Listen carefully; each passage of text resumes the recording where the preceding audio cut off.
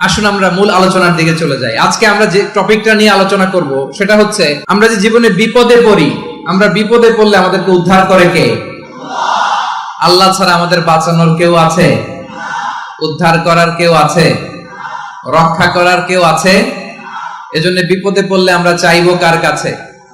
আমাদের যাই দরকার হোক আমরা ফরিয়াদ করব কার কাছে?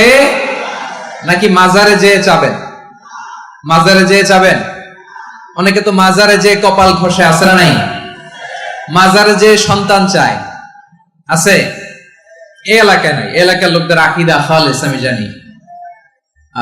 মাজারে যে কপাল ঘষে আর সন্তান চায়। আচ্ছা, মাজারে গেলে সন্তান পাওয়া যায়? আচ্ছা, মাজারে না গেলে যদি বাচ্চা না হতো, গরু ছাগলের যে বাচ্চা হয় ওরা কোন মাজারে মানত করে বলেন? কথা কি বুঝতেছেন? এই যে প্রতি বছর গরু ছাগল ভেড়া এগুলো যে বাচ্চা দেয়, এরা কোন মাজারে যে মানত করে? এজন্য চাইতে হবে একজনের কাছে, তিনি কে?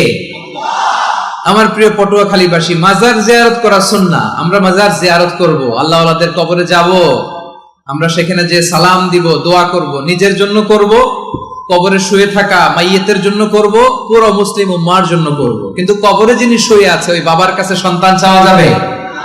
চাকরি চাওয়া যাবে? সফলতা চাওয়া যাবে? সফলতা দেয় কে? সবাই বলেন নাই, আওয়াজ করে বলেন, সফলতা দেওয়ার মালিক কে? এই কথাই রব্বুল আলামিন বলেন, ওয়া ইয়ামসাসকাল্লাহু বিদুররিন ফালা কাশিফা লাহু ইল্লা হু ওয়া ইয়ুরিদকা বিখাইরিন ফালা রাদ্দা লিফাদলি يصيب به من يشاء من عباده وهو الغفور الرحيم الله أكبر আল্লাহ বললেন, ওয়া ইয়ামসাসকাল্লাহু বিদুররিন ফালা কাশিফা লাহু ইল্লা হু। আল্লাহ যদি তোমাকে কোনো বিপদ স্পর্শ করায়, আল্লাহ যদি তোমারে কোনো বিপদে ফেলে দেয়, ওই বিপদ থেকে উদ্ধার করার তিনি ছাড়া আর কেউ নাই। জোরে বলেন ঠিক কিনা? তিনি যদি কোনো বিপদে ফেলেন, তিনি ছাড়া বিপদ থেকে উদ্ধার করার কেউ নাই। আর তিনি যদি তোমার প্রতি কোনো অনুগ্রহ করতে চান, ওই অনুগ্রহ ঠেকিয়ে দেওয়ার ক্ষমতাও কারো নাই। আল্লাহ যদি আপনার সফলতা দিতে চায়, পৃথিবীর কোন শক্তি ওই সফলতাকে থামাতে পারে? এজন্য আল্লাহ বললেন, খবরদার, চিন্তা আর আকীদা খালিস করে নাও।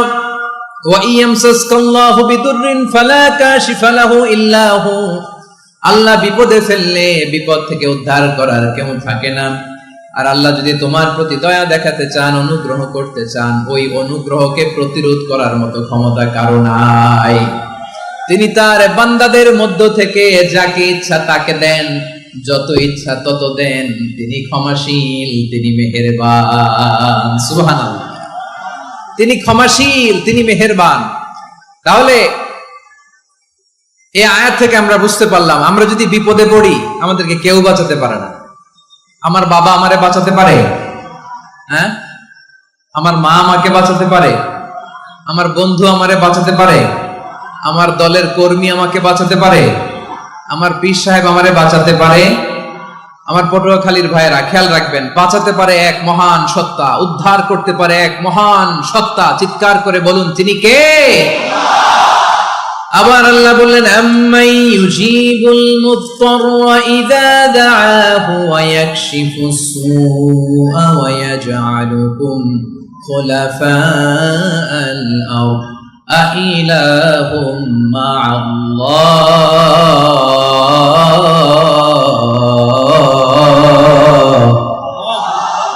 ক্বালিলাম মা তাযাক্কারুন। রব্বুল আলামিন বলেন, বিপদে পড়ে কাতর কণ্ঠে চিন্তাগ্রস্ত হয়ে যখন কেউ ফরিয়াদি হয়ে আল্লাহর ডাকে হাত তোলে, তখন এই ব্যক্তির ডাকে সাড়া দেয় কে?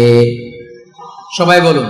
বিপন্ন অবস্থায় আপনি যখন কেঁদে কেঁদে হাত তুলে আপনার দুঃখের কথা জানান, আপনি যখন ডাকেন তারে, তখন আপনার ডাকে সাড়া দেয় কে? আল্লাহ বলে, আমি সাড়া দেই। তোমাদের বিপদকে মুক্ত করে দেয় কে? ওই আল্লাহর সাথে কোন উপাস্য আছে নাকি? কিন্তু খুব অল্প সংখ্যক লোকই তোমরা উপদেশ গ্রহণ করো। কথাটা কার? তাহলে বিপন্ন মানবতা যখন কাঁদে, মানুষ যখন বিপদে পড়ে নিরুপায় হয়ে ফরিয়াদ করে, তার ডাক শোনার কেউ নাই একজন ছাড়া। চিল্লায় বলেন তো তিনি কে? এজন্য আমরা ফরিয়াদের হাত কার দিকে তুলব? প্রিয় পটুয়াখালী বলেন, ফরিয়াদের দুটো হাত আমরা কার দিকে তুলবো? এবং খেয়াল রাখতে হবে, মাথার সাথে সেট করে নিতে হবে, আল্লাহ ছাড়া আমাকে উদ্ধার করার কেউ নাই। এই পৃথিবীতে কেউ আপন না প্রিয় ভাই। বিপদে বললে বোঝা যায় কেউ আপন না। আপন শুধু একজন মহান সত্তা, তিনি কে? এটা কি আপনারা খেয়াল রাখতে পারবেন? হ্যাঁ, বিপদে আপদে কেউ আমাদের বাঁচাতে পারে না, তরাতে পারে না, মুক্তি দিতে পারে না, উদ্ধার করতে পারে না, একমাত্র আমার প্রভু ছাড়া, আল্লাহ ছাড়া। চিল্লায় বলেন ঠিক কিনা? এবং প্রিয় পটুয়াখালীর ভাইয়েরা, মাথার সাথে এটা সেট করে নিতে হবে যে আমাদের পুরো জীবনটাই পরীক্ষা। পুরো জীবনটাই কি? The life is a test. পুরো জীবনটাই পরীক্ষা। এই জীবনে বিপদ আসবে, আপদ আসবে, পরীক্ষা আসবে, সবার জীবনে এটা থাকে। এক একজনের পরীক্ষা এক এক রকম। আমার পরীক্ষা একরকম, মাসুদ ভাইয়ের পরীক্ষা একরকম, চৌধুরী সাহেবের পরীক্ষা একরকম, আপনার পরীক্ষা একরকম, ওনার পরীক্ষা আবার আরেক রকম। পুরো পৃথিবীটাই পরীক্ষা ক্ষেত্র, সবাই পরীক্ষা দিচ্ছি, কিন্তু কারো পরীক্ষা প্রশ্নের সাথে কারোটার মিল নাই। সুবহানাল্লাহ পড়বেন না? পুরোটাই পরীক্ষা ক্ষেত্র, সবাই পরীক্ষার্থী, কিন্তু প্রশ্নপত্র একটার সাথে আরেকটা মিলে না। One doesn't match the other. একজনেরটার সাথে আরেকজনেরটা মিলে না। কাউকে আল্লাহ তাআলা ধনী বানিয়ে পরীক্ষা করেন। কি বানিয়ে? কথা কি বুঝতেছেন নাকি কষ্ট হচ্ছে? কষ্ট হচ্ছে আপনাদের? কাউকে আল্লাহ ধনী বানিয়ে পরীক্ষা করেন, আবার কাউকে আল্লাহ তাআলা গরিব বানিয়ে পরীক্ষা করেন, কাউকে আল্লাহ অসুস্থ বানিয়ে পরীক্ষা করেন। কেউ দেখবেন যে দুরারোগ্য ব্যাধিতে আক্রান্ত, ডাক্তার বলেছে আর সময় নাই, দুরারোগ্য ব্যাধি, ক্যান্সার, যার নেই কোনো অ্যান্সার, তার জন্য পরীক্ষা হচ্ছে এই রোগ। আরেক লোক দেখবেন তার আবার রোগ বালাই নাই, মাশাআল্লাহ, তাকে আল্লাহ তাআলা আর্থিক দৈন্যতা, দারিদ্রতা দিয়ে পরীক্ষা করছেন। এরকম আছে না নাই? টাকা পয়সা নাই, দিন আনে দিন খায়, যা আছে তাতে চলে না, এটা তার জন্য পরীক্ষা। আবার আরেক শ্রেণীর লোক দেখবেন তাকে আল্লাহ অসুস্থতাও দেয় নাই, দারিদ্রতাও দেয় নাই, তার দাম্পত্য জীবনের সমস্যা আছে না নাই? স্ত্রী কথা শোনে না, অথবা ছেলে মেয়ে কথা শোনে না। তাহলে পরীক্ষা সবার জীবনে আছে, এক একজনের পরীক্ষাটা এক এক রকম। আল্লাহ তাআলা দেখতে চায় যে এই পরীক্ষার সময় আমরা কিরকম রেসপন্স করি, how to deal with the test, কিভাবে এই বিপদ আপদ পরীক্ষাগুলোকে আমরা হ্যান্ডেল করব, ডিল করব। এটা হচ্ছে আজকের আলোচনার বিষয়। বুঝতে পেরেছেন সবাই আমার প্রিয় ভাইয়েরা? তাহলে পরীক্ষাময় আমাদের জীবন, বিপদ আপদ পরীক্ষা, এটা মানুষের পিছু ছাড়ে না। সবার জীবনে পরীক্ষা আছে। নবীদের জীবনেও পরীক্ষা ছিল। সাহাবারা জিজ্ঞেস করেছেন, ইয়া রাসূলুল্লাহ, আইয়ুন নাসি আশাদ্দু বালাআন ফিদ দুনিয়া, এই দুনিয়ার বুকে কাদের পরীক্ষা সবচেয়ে বেশি? বিশ্বনবী বলেছেন, আল আম্বিয়া। এই পৃথিবীতে সবচেয়ে বেশি পরীক্ষা আল্লাহ তাআলা নিয়ে থাকেন নবীদের। কাদের? নবীদের। সুম্মাল আমসাল ফাল আমসাল, এরপরে নবীদের পরের স্তরে যারা, তাদের পরীক্ষা। এরপরে তাদের পরের স্তরে যারা, তাদের পরীক্ষা। সিদ্দিকিনদের, শুহাদাদের, সলিহিনদের, আল্লাহওয়ালাদের। যার ঈমান যত মজবুত, তার জীবনে পরীক্ষাও তত বেশি। চিল্লায় বলেন ঠিক কিনা? তাহলে মুমিনরা, বিশ্বাসীরা, আমরা কি পরীক্ষা বিপদ আপদে ভয় পাই? হ্যাঁ, বিপদ দেখলে ভয় লাগে আপনাদের? ভয় লাগে? হ্যাঁ, না, মুমিনরা বিপদে ভয় পায় না, তারা হতাশ হয় না, সুবহানাল্লাহ, তারা নিরাশ হয় না। বিশ্বাসীরা হাল ছেড়ে দেয় না, তারা ভরসা রাখে একজনের উপর। চিল্লায় বলতে হবে তিনি কে? কারণ মুমিন জানে, the grief isn't permanent, the test isn't permanent, the struggle in our life isn't permanent. আমাদের জীবনের দুঃখ, কষ্ট, স্ট্রাগল, এগুলো পার্মানেন্ট নয়। After every difficulties there is an ease. সব কষ্টের পরেই একটা সুখ আছে না নাই? রব্বুল আলামিন বলেন, ফা ইন্না মাআল উসরি ইউসরা, ইন্না মাআল উসরি ইউসরা, ভয় পেও না, চিন্তা করো না, কষ্টের সাথেই আমি রেখে দিয়েছি স্বস্তি। সুবহানাল্লাহ বলেন। মুমিন জীবনে বিপদ যত বেশি, কষ্ট যত বেশি, তার সামনে সফলতা তার চেয়েও বেশি। ঠিক কিনা বলেন? কারণ বিশ্বাসীরা জানে, রাত্রি যত গভীর হয়, সুবহে সাদিকের সময় তত আগাতে থাকে। গর্ভবতী নারীর পেটের ব্যথা যত বাড়তে থাকে, ঘরে নতুন মেহমান আগমনের সময় ঘনাতে থাকে, মুমিনদের উপর বিপদ, অত্যাচার, আপদ, পরীক্ষা যত বাড়তে থাকে, কালেমার পতাকা উড্ডয়নের সময় কাছে আসতে থাকে। বিশ্বাসীদের এগুলো হিসাব মিলানো অনেক আগে, এগুলো অনেক আগে হিসাব মিলানো।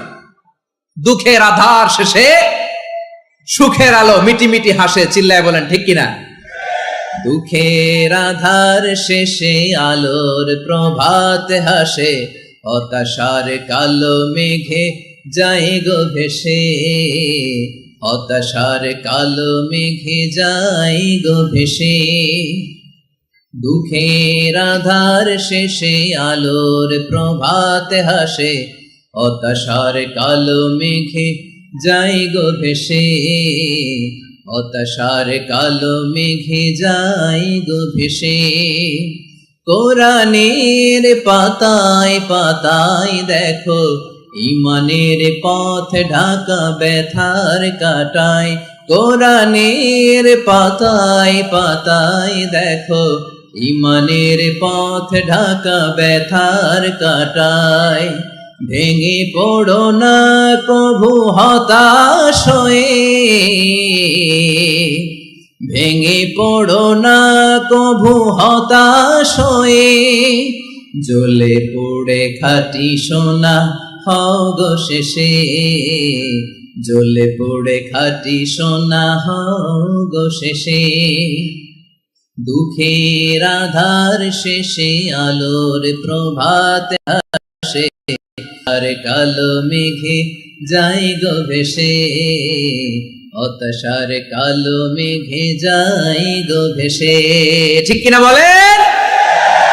দুঃখ যত বেশি, পরীক্ষা যত বেশি, কষ্ট যত বেশি, সুখের সময় তত কাছাকাছি, চিল্লায় বলতে হবে ঠিক কিনা? এজন্য মুমিন জীবনে পরীক্ষা বেশি, মুমিনদের হতাশা নাই। মুমিনরা নিরাশ হয় না, হতাশ হয় কাফিররা। মুমিনরা কখনো হাল ছেড়ে দেয় না, মুমিনরা ভরসা রাখে একজনের উপর, তিনি কে? তাহলে আমার প্রিয় পটুয়াখালীবাসী, বিপদ থাকবে, পরীক্ষা থাকবে, এই বিপদ থেকে আমাদেরকে উদ্ধার করবেন একজন, তিনি কে? আমরা শুধু আল্লাহর উপরই ভরসা রাখবো। রাজি আছেন তো? চাইবো একজন সত্তার কাছে, আওয়াজ করে বলুন তিনি কে?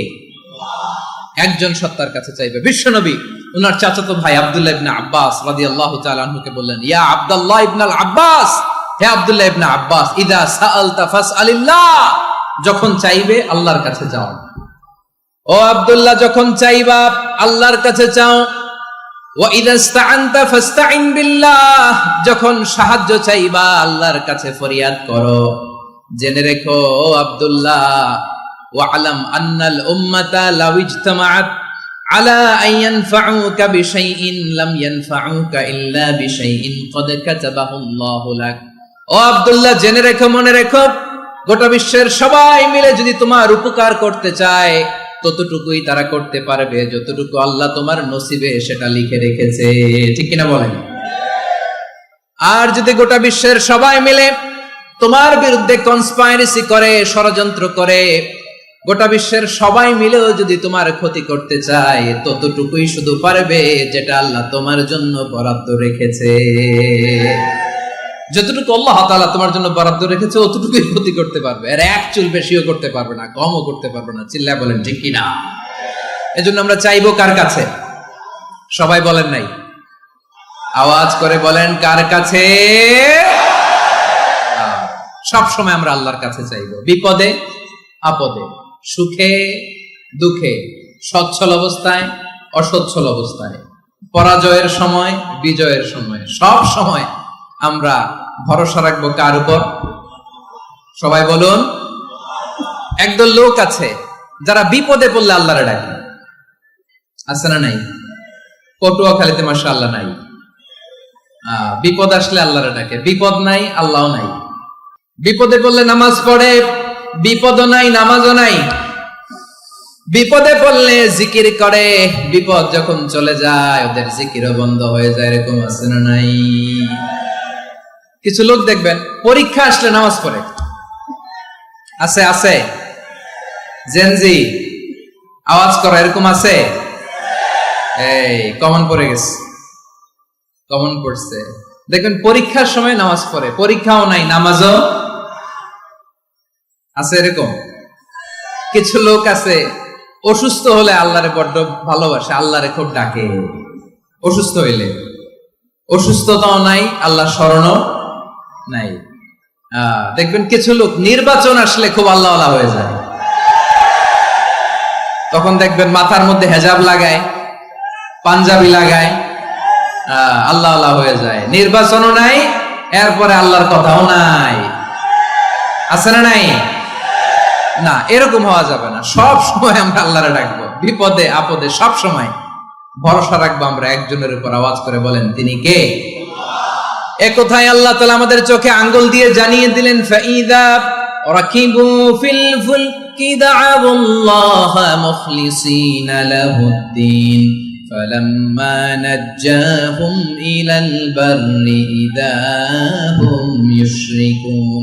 আল্লাহ বলে, একদল লোক আছে, তারা যখন নৌযানে চড়ে, জলযানে চড়ে, সাগরের মধ্যে যখন জাহাজে চড়ে, লঞ্চে চড়ে, তারা যখন তুফানের সম্মুখীন হয়, তখন তারা আল্লাহরে বড্ড বেশি ডাকে, একান্ত ভাবে ডাকে, বিশুদ্ধ চিত্তে ডাকে।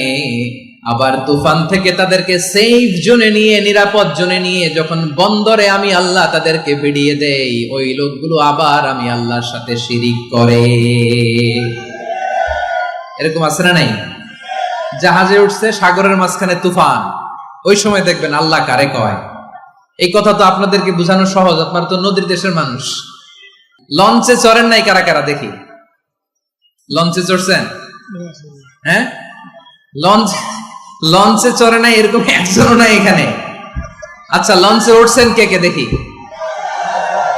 মাশাআল্লাহ, মাশাআল্লাহ, মাশাআল্লাহ। ঠিক আছে, আপনাদের বোঝানো সহজ। আচ্ছা, লঞ্চে উঠে তুফানের সম্মুখীন হয়েছেন, জলোচ্ছ্বাস সবাই? মাশাআল্লাহ। তো এই ওয়াজ তো আপনাদের মুখস্থ, ঠিক কিনা বলেন? আমার বলার দরকার নাই, বলেন। মাঝ নদী, তুফান, জলোচ্ছ্বাস, জলের মধ্যে উচ্ছ্বাস, ঢেউ, টর্নেডো, সাইক্লোন, মেঘের ঘনঘটা, পরিবেশ ঘুটঘুটে অন্ধকার, লঞ্চ একবার এদিকে আরেকবার ওইদিকে, ভিতরে কি অবস্থা হয় বলেন তো? হ্যাঁ, তখন মুসলিমও আল্লাহর ডাকে, হিন্দু আল্লাহর ডাকে, ঠিক কিনা বলেন? আস্তিক আল্লাহর ডাকে, নাস্তিক আল্লাহর ডাকে, ঠিক কিনা? লঞ্চের ভেতর, স্টিমারের ভেতর কান্নারে রোল পড়ে যায়, চিৎকারের রোল পড়ে যায়, সবার মুখ দিয়ে শুধু একটা আওয়াজ, লা ইলাহা ইল্লাল্লাহ, লা ইলাহা লা ইলাহা সুবহানাল্লাহ, আলহামদুলিল্লাহ, লা ইলাহা। আল্লাহ নামের জিকির করবে যারা, আল্লাহর কাছে প্রিয় তারা, আল্লাহর কাছে প্রিয় যারা, জান্নাতে প্রবেশ করবে তারা, জোরে লা ইলাহা লা ইলাহা ইল্লাল্লাহ, লা ইলাহা ইল্লাল্লাহ মুহাম্মাদুর রাসূলুল্লাহ সাল্লাল্লাহু আলাইহি ওয়াসাল্লাম। আমার প্রিয় পটুয়াখালীবাসী, তাহলে লঞ্চের ভেতরে যখন আমরা তুফানের মধ্যে পড়ি, তখন সবাই মিলে আমরা একটা নামের জিকির করি। নামটা কার? মুসলমানেরাও ডাকে, হিন্দুরাও ডাকে, আস্তিকও ডাকে, নাস্তিকও ডাকে, সবাই ডাকে একজনকে, তিনি কে? আবার দেখবেন ওই আল্লাহ তুফানের পরে, ঝড়ের পরে ওই লঞ্চটাকে যখন সদর ঘাটে ফিরিয়ে দেয়, আবার আমরা নাফরমানি শুরু করে দেই। সে কোথায় আল্লাহ বললেন, ফাইদা রাকিবু ফিল ফুলকি দা'আবুল্লাহা মুখলিসিনা লাহুদ্দিন ফালাম্মা নাজ্জাহুম ইলাল বাররি ইযা হুম ইউশরিকুন। সাগরে যখন তুফানে পড়ে আমি আল্লাহর ডাকে, আবার আমি আল্লাহ যখন বাঁচিয়ে দেই, আবার আমি আল্লাহর সাথে শিরিক শুরু করে। আমরা কি এরকম হতে চাই নাকি? এরকম করবেন? হ্যাঁ না, আমরা তুফানে পড়লেও আল্লাহরে ডাকি, আবার বাঁচায় দেওয়ার পরেও ডাকি কারে? আল্লাহকেই ডাকি। বিমানের মধ্যে মাঝে মাঝে দেখবেন যে এয়ার টার্বুলেন্স হয়, জানেন? এয়ার টার্বুলেন্স জানেন তো? মাঝে মাঝে বিমানটা বাউন্সিং করে, বাম্পি, ভেরি বাম্পি ওয়েদার। শোনেন নাই? 40,000 ফিট উপরে যখন থাকে তখন পাইলট মাঝে মাঝে বলে, dear passengers, ladies and gentleman, right now we are flying 40,000 feet above the ground and we are passing very air turbulence, very heavy air turbulence right now. Please fasten your seat belt. দেখবেন মাঝে মাঝে বলে যে, ভদ্র মহিলা, ভদ্র মহোদয়গণ, আমরা 40,000 ফিট উপর দিয়ে যাচ্ছি আর এয়ার টার্বুলেন্স ফেস করছি, মেহেরবানি করে আল্লাহর হস্তে সিট বেল্ট বাঁধুন। তখন বিমানটা এরকম বাউন্সিং করে, শেকিং করে। আপনারা মুখোমুখি হয়েছেন?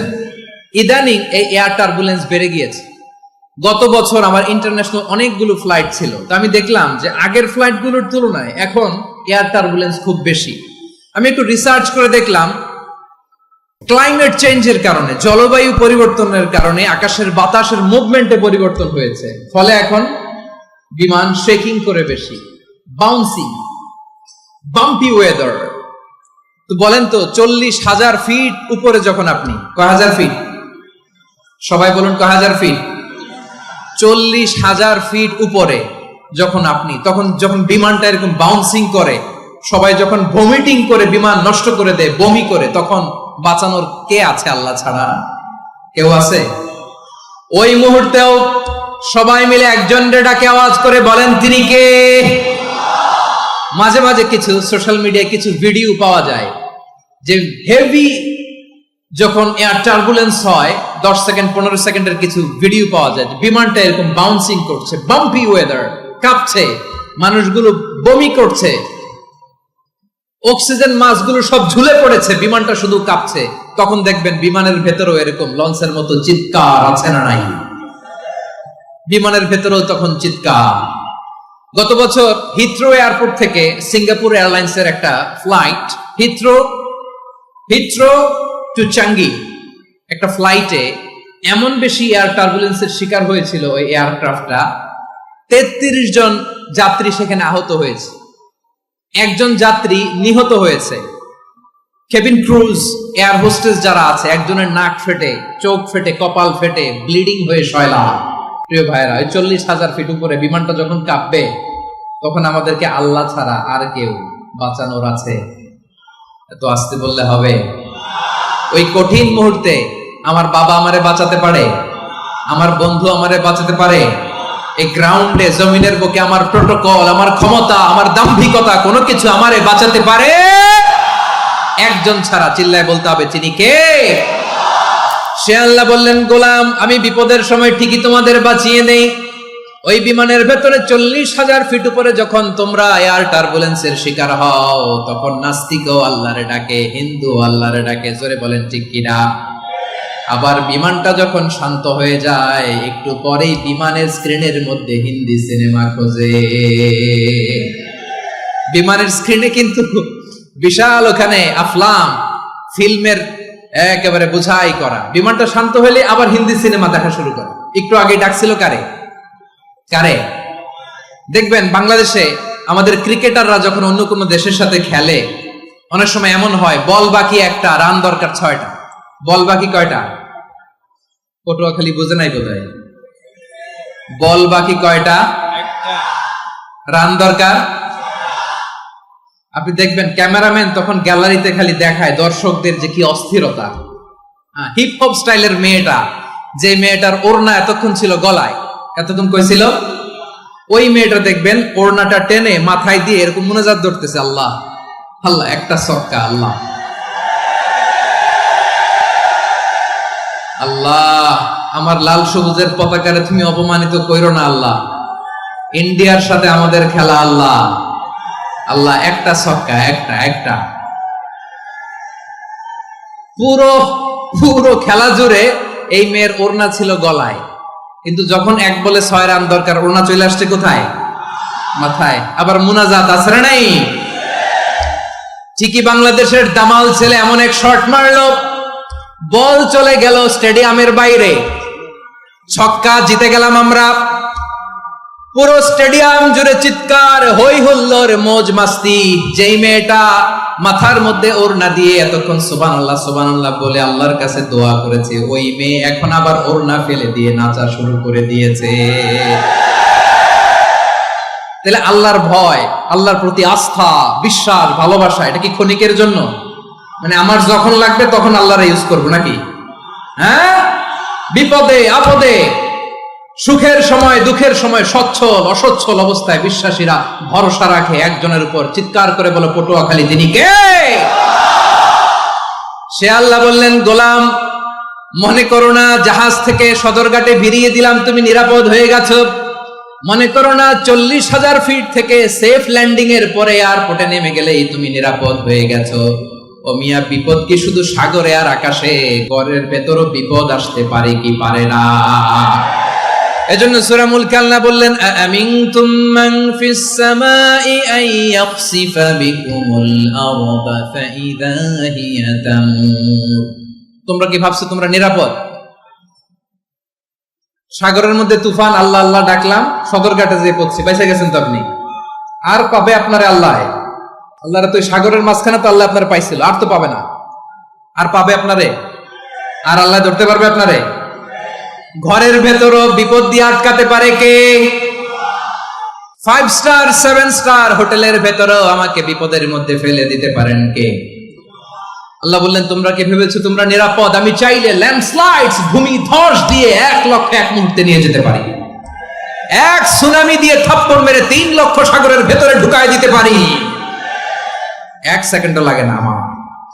أم أمنتم من في السماء أن يرسل عليكم حاصبا فستعلمون كيف نذير। আল্লাহ চাইলে আকাশ থেকে পাথর বৃষ্টি নাজিল করতে পারেন কি পারেন না? এই মুহূর্তে এখানে ভূমিকম্প দিতে পারেন কি পারেন না?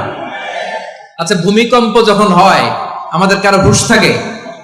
আপনি মনে করছেন আমরা সাধারণ মানুষ, আমরা দৌড় দেই, আর প্রেসিডেন্ট প্রধানমন্ত্রী ওনারা বুঝি খাটে শুয়ে থাকে?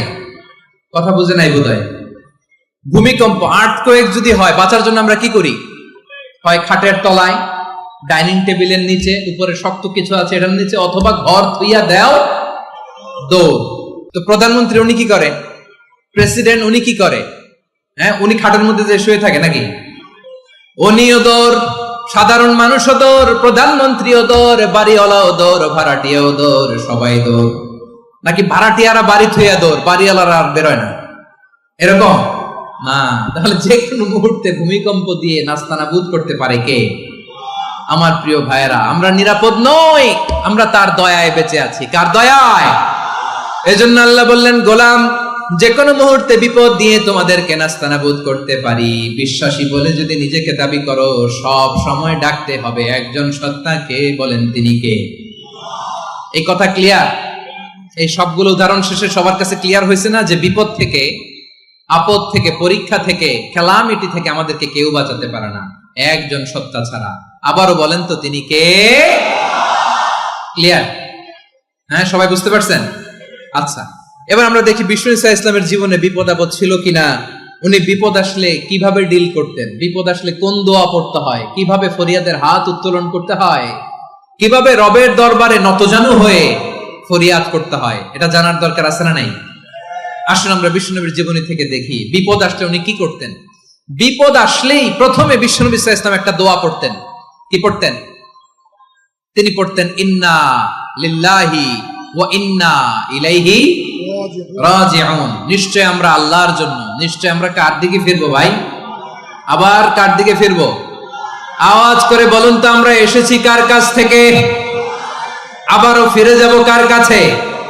এজন্য বিষ্ণুই পড়ছেন, ইন্না লিল্লাহি ওয়া ইন্না ইলাইহি রাজিউন। নিশ্চয় আল্লাহর জন্য, ওই আল্লাহর দিকেই আমরা ফিরে যাব। তারপরে বিষ্ণুই পড়তেন, আল্লাহুম্মা আজুরনি ফি মুসিবাতি ওয়াখলুফ লি খায়রাম মিনহা। একসাথে প্রথমে পড়তেন ইন্না লিল্লাহি ওয়া ইন্না ইলাইহি রাজিউন, তারপর পরে পড়তেন আল্লাহুম্মা আজুরনি ফি মুসিবাতি ওয়াখলুফ লি খায়রাম মিনহা। মানে আল্লাহ, এই যে আমি বিপদে ধৈর্য ধারণ করলাম, এটার সব তুমি আমারে দাও, আর যেটা হারালাম এর চেয়ে ভালো কিছু দিয়ে মেকআপ করে দিও, ভালো কিছু দিয়ে বদল করে দিও। সুবহানাল্লাহ পড়েন। তাহলে বিপদ আসলে আমরা কি পড়ব? কথা বলেন। এই যে আমি শুয়েছিলাম, নাশিদ গাচ্ছিল ওরা, এদেশে পরস্পরে দেখা হলে দেয় সালাম, এদেশে আমজনতার হৃদয় জুড়ে পাক কালাম, এদেশে বিপদ এলে সর্বজনে সর্বক্ষণে দোয়া পড়ে ইন্না লিল্লাহ। কি পড়ে? সুবহানাল্লাহ সুবহানাল্লাহ সুবহানাল্লাহ সুবহানাল্লাহ। এদেশে আজান শুনে সূর্য ওঠে শহর গ্রামে, এদেশে আজান শুনে সূর্য ডুবে সন্ধ্যা নামে, এদেশে সকল কাজে সবাই বলে বিসমিল্লাহ, এদেশে ভালো কিছু দেখে শুনে হাসি মুখে সবাই বলে মাশাআল্লাহ। সুবহানাল্লাহ পড়ে। তাহলে বিপদ এলে আমরা কি পড়ি? কথা বুঝলে সবাই উত্তর দিতে হবে। বিপদ এলে কি পড়ি? তাহলে বিপদ এলেই আমরা এখন থেকে ইন্না লিল্লাহ পড়বো, নাকি হাই হুতাশ করবেন? একদল আছে হাই হুতাশ করে, হায় আল্লাহ রে মোর কি হইল রে, মুই কি হরমু রে, মুই কমবে যামু রে, আছে না নাই? এরকম বিলাপ করতে নিষেধ করেছেন বিশ্বনবী। কি করব, কই যাব, কি হবে, হায় হায়, এরকম হাহুতাশ আছে না নাই? বিশ্বাসীরা হাহুতাশ করে না, তারা ইন্না লিল্লাহ পড়ে। কি পড়ে মনে থাকবে? আমরা পড়বো ইন্না লিল্লাহি ওয়া ইন্না ইলাইহি রাজিউন। নিশ্চয়ই আমরা আল্লাহর জন্য, আমরা আল্লাহর দিকেই ফিরে যাব। এরপর পড়বো আল্লাহুম্মা আজুরনি ফি মুসিবাতি ওয়া আখলুফ লি খায়রাম মিনহা। আল্লাহ, আমি যে বিপদে ধৈর্য ধারণ করলাম এটার সওয়াব দিও, আর যা হারালাম তার চেয়ে ভালো কিছু দিয়ে বদল করে দিও। সুবহানাল্লাহ পড়েন। বিশ্বনবীর হাদিস শুনলেন উম্মে সালামা রাদিয়াল্লাহু তাআলা আনহা।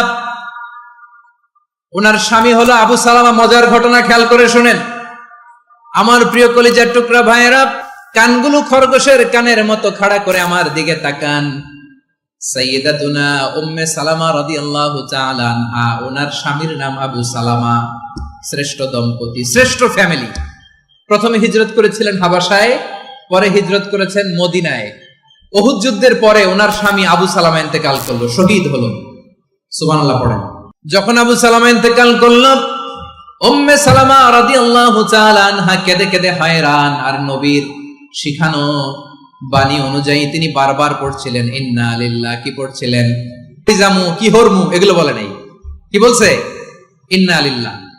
যেহেতু বিশ্বনবী বলেছেন কেউ যদি বিপদের প্রথম ধাক্কায় পড়ে ইন্না লিল্লাহি ওয়া ইন্না ইলাইহি রাজিউন, আল্লাহুম্মা আজুরনি ফি মুসিবাতি ওয়া আখলুফ লি খায়রাম মিনহা, তাহলে এই বিপদে যে সে যা হারালো তার চেয়ে শ্রেষ্ঠ কিছু দিয়ে আল্লাহ তার বদল দিয়ে দিবে।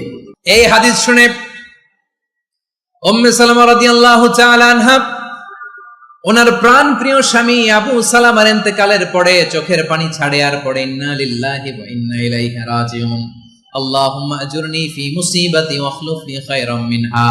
বারবার এই দোয়া পড়ে চোখের পানি ছাড়ে, এই দোয়া পড়ে চোখের পানি ছাড়ে, আর মনে মনে বলে আবু সালামার মতো ভালো মানুষ মদিনাতে নাই, আবু সালামার চেয়েও ভালো মানুষ মদিনাতে নাই, তার চেয়ে ভালো মানুষ কি করে আল্লাহ তাআলা আমারে দিবে, তার চেয়ে ভালো মানুষ তো আমি মদিনাতে দেখি না। চোখের পানি দিয়ে বুক ভাসায় আর নবীর হাদিসের উপর আমল করে পড়ে ইন্না লিল্লাহি ওয়া ইন্না ইলাইহি রাজিউন, ইন্না লিল্লাহি ওয়া ইন্না ইলাইহি রাজিউন। পড়তে পড়তে চোখের পানি ছাড়ে আর চিন্তা করে বিশ্বনবী বললেন এই দোয়া পড়লে যেটা হারালাম তার চেয়ে ভালো কিছু দিয়ে আল্লাহ পুরস্কার দেয়। আবু সালামার চেয়ে ভালো মানুষ মদিনার মধ্যে আর কে হতে পারে? কি আজীব তামাশা, কি অবাক করা ঘটনা। কিছুদিন পরে দেখা গেল সাইয়্যিদুল মুরসালিন রাহমাতাল লিল আলামিন স্বয়ং বিশ্ব নবী উম্মে সালামাকে বিয়ের প্রস্তাব পাঠিয়েছে। স্বয়ং বিশ্ব নবী উম্মে সালামা রাদিয়াল্লাহু তাআলা আনহাকে বিয়ের প্রস্তাব পাঠিয়েছেন। উনি রাজি হয়ে গেলেন, বিয়ে হয়ে গেল, উনি হয়ে গেলেন উম্মুল মুমিনিন, আমাদের মা, পুরো মুসলিম উম্মার মা। চিৎকার করে বলেন আল্লাহু আকবার। তাহলে আমার প্রাণ প্রিয় ভাইয়েরা, বিপদে পড়লে আমরা পড়বো ইন্না লিল্লাহি ওয়া ইন্না ইলাইহি রাজিউন, আল্লাহুম্মা আজুরনি ফি মুসিবাতি ওয়া আখলুফ লি খায়রাম মিনহা। করবেন? করবেন না? যারা যারা বিপদ আসলে এই দোয়াটা পড়বেন এখন থেকে আওয়াজ করে ইনশাআল্লাহ বলেন। যা হারাইছেন তার চেয়ে শ্রেষ্ঠ জিনিস দিয়ে বদলা দিবে কে? বিশ্বাস হয়? একটু সন্দেহ লাগে মনে হয়, একটু সন্দেহ আছে। যাদের বিশ্বাস হবে তাদেরকে আল্লাহ উত্তম বদলা দেবে, ঠিক কিনা বলেন? তাহলে বিপদে পড়লেই প্রথমে আমরা এটা পড়বো। দোয়াগুলো যদি এখন মুখস্থ না হয়, এই যে রেকর্ডিং হচ্ছে, পেয়ে যাবেন, কালকেই পেয়ে যাবেন, শুনে শুনে মুখস্থ করবেন। আমার মায়েরা, আমার বোনেরা, আপনাদের জন্য 3টি মাঠের অ্যারেঞ্জমেন্ট করা হয়েছে, আমি জানি। আপনারা এই দোয়াগুলো পড়বেন, আপনার স্বামীকে শেখাবেন, সন্তানকে শেখাবেন, আপনার পুরো পরিবারটাকে জান্নাতের টুকরো বানিয়ে দিবে কে? তাহলে বিপদ আসলে প্রথমে কি পড়তে হবে এটা জেনে গেলাম। এরপরে বিপদ আসলে নিজেকে কি করে আল্লাহর কাছে সঁপে দিতে হয় এটাও জানার দরকার আছে না নাই? বিপদে প্রথমে ইন্নালিল্লাহ পড়লাম, ধৈর্য ধারণ করলাম, বিপদ থেকে উদ্ধারের সর্বোচ্চ চেষ্টা করলাম। আমার কাজ যখন শেষ, তখন আমি আমার এই বিষয়টা আল্লাহর কাছে সঁপে দিব। কার কাছে সোপর্দ করব? কার কাছে? বিপদে বললে কেমন করে নিজেকে আল্লাহর কাছে সঁপে দিতে হয়, আসুন সাইয়েদনা ইব্রাহিম আলাইহিস সালামের জীবনী থেকে জানি। আল্লাহর খলিল ইব্রাহিম আলাইহিস সালাম আমাদের মতো সমাজ ব্যবস্থা পায় নাই। আমরা জন্মের পরে আমাদের কানের ভেতরে আজান দিয়েছে কে? একামত দিয়েছে কে? আমাদের বাপদাদারা আমাদের কানে আজান দিয়েছে কি? দেয় নাই। আমাদের জন্মের পরেই তো আজান, একামত, বাড়ির পাশে মসজিদ, প্রতিদিন আজান, জুমার খুতবা, প্রতি মাসে মাসে তাফসিরুল কোরআন মাহফিল, মসজিদ, মিনারা, অভাব নাই, ঠিক কিনা বলেন? আপনি যেই সুন্দর ইসলামিক এনভায়রনমেন্ট পেয়েছেন, আমাদের ইব্রাহিম খলিল উনিও কি এরকম পেয়েছিলেন? হ্যাঁ, উনি জন্মের পর পরে ওনার কানে আজান দিয়েছে কেউ? আমার প্রিয় ভাইরা, আগা গোড়া একটা শিরকি পরিবেশ উনি জন্মগ্রহণ করেছেন। উনি ছাড়া ওই তল্লাটে একজনও আল্লাহর উপর বিশ্বাসী নাই। কল্পনা করতে পারেন? গোটা তল্লাটে, গোটা দেশে বিশ্বাসী মুমিন, আল্লাহর উপর বিশ্বাস স্থাপনকারী কয়জন? সবাই বলেন কয়জন? বাকি সব মুশরিক। বাকি সব মুশরিক নিজের সাথে নিজে শক্ত বোঝাপড়া করে, অ্যানালজি করে, সেলফ কনভারসেশন করে উনি মহা সত্যের সন্ধান পেয়েছেন। উনি আকাশের তারা দেখে ভাবে মনে হয় এটাই আমার খোদা, পরে দেখে তারা নাই, মনে মনে বলে না তাইলে এটা না। আবার চাঁদ দেখে বলে চাঁদটা বড় মায়া লাগে, মনে হয় এটাই আমার রব, পরে দেখে চাঁদও নাই, কয় না এটা না। এরপরে দ্বীপ প্রহরের জলজলে সূর্যটা খা খা করে গোটা পৃথিবীটারে রৌদ্র দিয়ে তাতিয়ে রাখে। তিনি ভাবলেন মনে হয় এটাই আমার রব, কারণ এটাই তো সবচেয়ে বড়। কিন্তু বিকেল বেলা ওই সূর্যটাও যখন চলে যায়, সাইয়েদনা ইব্রাহিম বলে না এটাও তো নাই, আমার খোদা যদি আমারে ছেড়ে চলে যায়, বিপদে পড়লে আমারে উদ্ধার করবে কে? এভাবে নিজের সাথে অ্যানালজি, সেলফ কনভারসেশন করতে করতে করতে তিনি মহা সত্যের সন্ধান পেয়েছেন। সুবহানাল্লাহ পড়েন। সব শেষে তিনি ডিসিশন নিয়ে ঘোষণা দিলেন, ইন্নী ওয়াজ্জাহতু ওয়াজহিয়া লিল্লাযী ফাতারাস সামাওয়াতি ওয়াল আরদা হানিফান ওয়া মা আনা মিনাল মুশরিকিন। নিশ্চয় আমি এমন সত্তার দিকে মনোনিবেশ করলাম, মুখাপেক্ষী হলাম, যিনি আকাশ বানিয়েছেন, জমিন বানিয়েছেন, আমি মুশরিক নই। সুবহানাল্লাহ। পারতেন? আপনি পারতেন? কেউ নাই, লক্ষ লক্ষ মুশরিক, আপনি একা। ওনার মতো এরকম বিচক্ষণতা দিয়ে আল্লাহরে খুঁজে পাইতে পারতেন আপনি? কি নবী ছিল, আল্লাহকে খুঁজে পেয়েছে। যখন আল্লাহর ইবাদত শুরু করলো, এই কথা ছড়ায় পড়লো চারদিকে। নমরুদ সাইয়েদনা ইব্রাহিমকে ডেকে পাঠালেন। নমরুদ বলে, ইব্রাহিম তুমি নাকি মূর্তির পূজা না করে কোন নতুন রবের ইবাদত করো, কে তোমার রব? সাইয়েদনা ইব্রাহিম বললেন, রব্বি আল্লাযী ইউহয়ী ওয়া ইউমীত, আমি এমন রবের ইবাদত করি যিনি জীবন দেন, যিনি মৃত্যু দেন। নমরুদ বলে, তাই নাকি? তোমার রব জীবন দেয়, মৃত্যু দেয়? আর এটা তো আমি দেই, আমিও তো জীবন দেই, আমিও তো মৃত্যু দেই। সাইয়েদনা ইব্রাহিম বললেন, কেমন করে তুমি জীবন দাও, মৃত্যু দাও, একটু দেখাও তো। নমরুদ জেলখানা থেকে দুজন কয়েদিকে ডেকে আনলো। কয়েদি এনে অর্ডার করলো, একটাকে এখনই শিরোচ্ছেদ, হেড অফ, ডেথ পেনাল্টি, মৃত্যুদণ্ড দেয়া হলো, ফিনকি দিয়ে রক্ত বেরোলো। নমরুদ বলে, দেখো দুজনকে ধরে আনলাম, একজন কয়েদিকে দিলাম ডেথ পেনাল্টি, মৃত্যুদণ্ড, ওরে মৃত্যু দিলাম। আরেকজন যে দাঁড়িয়ে আছে, চাইলে ওরেও আমি মৃত্যুদণ্ড দিতে পারি, কিন্তু না, ওরে আমি দিব না, ওরে আমি বাঁচাইয়া দিলাম, ছেড়ে দিলাম, মানে জীবন দিলাম।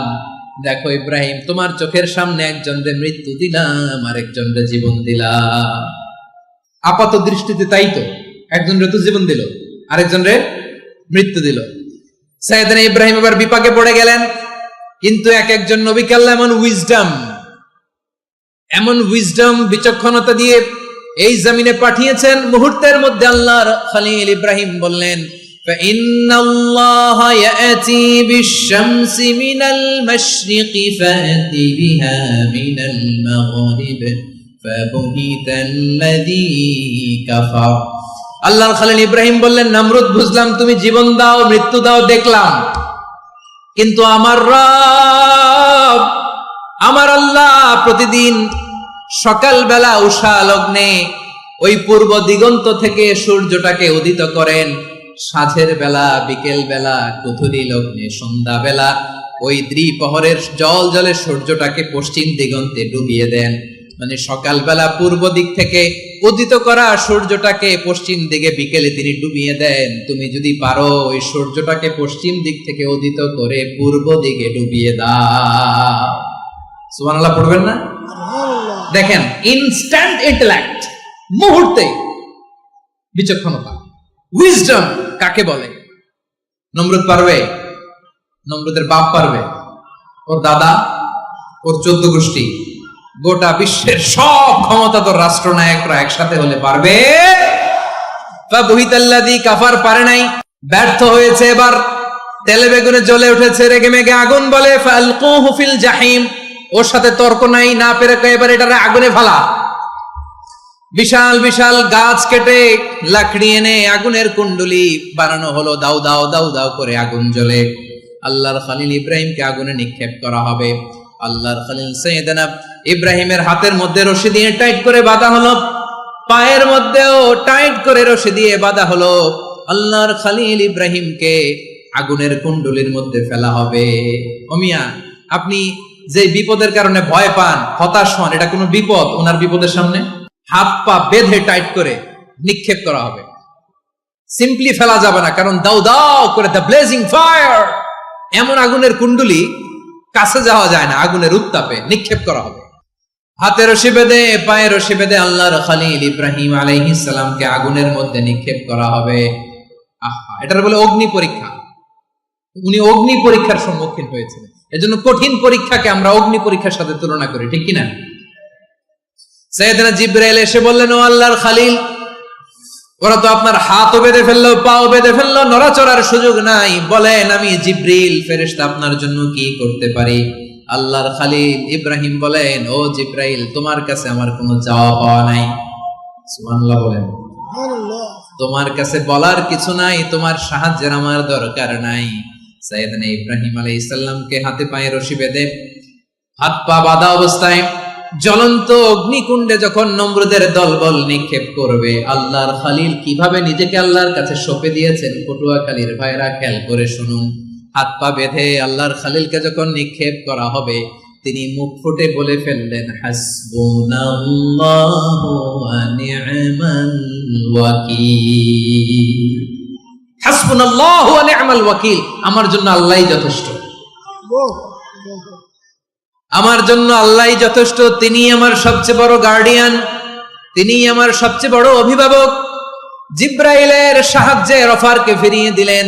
দুনিয়ার বুকে কারো কাছে কিছু বলেন নাই, মুখ ফুটে বলেছেন হাসবুনাল্লাহ। ও আমার পটুয়াখালীর প্রাণের ভাইয়েরা, খেয়াল রাখবেন, কোন বান্দা তার হাতে থাকা সব চেষ্টাটুকুন করার পরে মুখ ফসকে মুখ দিয়ে যখন বলে ফেলে হাসবুনাল্লাহ, বান্দা যখন হাসবুনাল্লাহ বলে ফেলে, ওই ব্যাপারটা ডিল করার দায়িত্ব স্বয়ং আল্লাহ আরশের উপর থেকে নিয়ে নেয়। আপনি যখন বলে ফেলবেন হাসবুনাল্লাহ, এটা ডিলিং করবে কে তখন? চিল্লায় বলেন না, তিনি কে?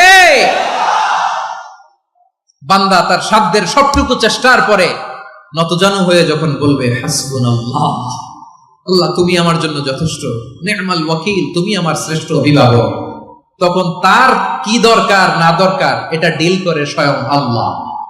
নিক্ষেপ করা হলো সাইয়েদনা ইব্রাহিমকে অগ্নিকুণ্ডলিতে। হাজার হাজার মানুষ এই দৃশ্য দেখার জন্য জড়ো হয়েছে এরকম বিশাল ময়দানে। কিন্তু কি অবাক করা ঘটনা, সবাই ভয় পাচ্ছিল, না জানি কি হয়ে যায়। আল্লাহর খলিলকে যখন আগুনের কুণ্ডলিতে নিক্ষেপ করা হয়, আল্লাহর খলিল ইব্রাহিম আগুনের কুণ্ডলের মধ্যে বসে বসে মানুষগুলোর দিকে তাকিয়ে হাসতে শুরু করে দেয়। কারণ আকাশ থেকে রব্বুল আলামিন স্পেশাল ভার্ডিক্ট নাজিল করেছেন, স্পেশাল হুকুম জারি করেছেন, কুল্লা ইয়া নারু কুনি বারদান ওয়া সালামান আলা ইব্রাহিম। ও আগুন খবরদার, সৃষ্টির শুরু থেকে তোকে একটা ধর্ম আমি বাতলে দিয়েছিলাম, তোর ধর্ম, আগুনের ধর্ম হলো যা পাবে জ্বালিয়ে ছারখার করবে। আল্লাহ বলল, ও আগুন, তোর ধর্ম দিয়েছিলাম, তুই সব জ্বালিয়ে পুড়িয়ে ছারখার করে দিবি, কিন্তু ক্ষণিকের জন্য আমি তোর জ্বালিয়ে দেওয়ার ক্ষমতাটাকে কেড়ে নিলাম, জ্বালিয়ে ভস্ম করে দেওয়ার ক্ষমতা আমি কেড়ে নিলাম। কুনি বারদান, ঠান্ডা হয়ে যা, কিন্তু এত বেশি ঠান্ডা হবি না আবার আমার ইব্রাহিমের জন্য সর্দি লেগে না যায়। সুবহানাল্লাহ, এত আস্তে বললে হবে? কুনি বারদান, বারদ মানে বরফ, ঠান্ডা, ঠান্ডা হ, কিন্তু এত ঠান্ডা হবি না যাতে আমার ইব্রাহিমের কষ্ট হয়। আগুন বলে, আল্লাহ একবার বললাম ঠান্ডা হ, আবার বলো এত ঠান্ডা হবি না যাতে খালিলের সর্দি না লাগে। কেমন ঠান্ডা হব, কেমন এনভায়রনমেন্ট তৈরি করে দেব বলো? আল্লাহ বললেন, সালামান আলা ইব্রাহিম, আমার খলিল, আমার কলিজা, আমার ইব্রাহিমের জন্য তুই জান্নাতের গুল বাগিচা হয়ে যা। ও ভাই, নবী মুসার মতো ঈমান হলে রাস্তা হবে সাগর জলে, নবী ইউসুফের মতো ঈমান হলে একে একে দরজা খোলে, নবী ইব্রাহিমের মতো ঈমান যদি আজও থাকে বিদ্যমান, অগ্নিকুণ্ডে দেখতে পাবে খুবসুরত এক ফুলভাগা। কুলনা ইয়া নারু কুনি বারদান ওয়া সালামান আলা ইব্রাহিম। বান্দা যখন মুখ দিয়ে বলে হাসবুনাল্লাহ, আমার আল্লাহ আমার জন্য যথেষ্ট, এই বলে যখন নিজেকে সঁপে দেয়, তার কি লাগবে ওই দায়িত্ব স্বয়ং নিয়ে নেয় কে? সবাই বলেন, স্বয়ং নিয়ে নেয় কে? তাহলে আমার প্রিয় ভাইরা, বিপদের শুরুতেই আমরা বলবো ইন্না লিল্লাহ। শুরুতে কি বলবো? এরপরে যেই বাক্যটা পড়ে নিজের পরিস্থিতিকে আল্লাহর দরবারে সঁপে দিব, সেটা হচ্ছে হাসবুনাল্লাহ। সেটা কি? বিষ্ণু বলেন, লা ইয়াজালু লিসানুকা রাতাবান মিন যিকরিল্লাহ, সব সময় আল্লাহর স্মরণ দিয়ে, জিকির দিয়ে জিহ্বাটারে সিক্ত রাখো। আর শয়তানু জাসিমুন আলা কলবি ইবনে আদম, শয়তান বনি আদমের কলবে খামচি মেরে বসে থাকে। ফাইদা যাকারাল্লাহ খানাসা, মানুষ যখন আল্লাহর স্মরণ করে জিকির করে, শয়তান দৌড়ে পালায়। ওয়া ইদা গাফালা ওয়াসওয়াসা, যখনই বনি আদম গাফেল হয়, তখনই শয়তান তার হৃদয়ে ওয়াসওয়াসা দেয়।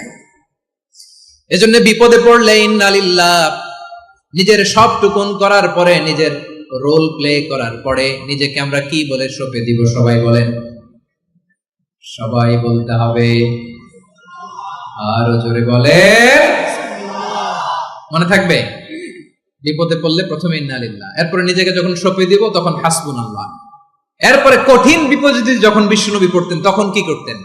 এমন বিপদ মাঝে মাঝে হয় না, দেয়ালে পিঠ থেকে যায়, চোখে মুখে অন্ধকার, কি করব দিশা খুঁজে পাই না, এরকম হয় কখনো? হ্যাঁ, আপনাদের হয়? হয় না? কিন্তু জান্নাতে আছেন আপনারা।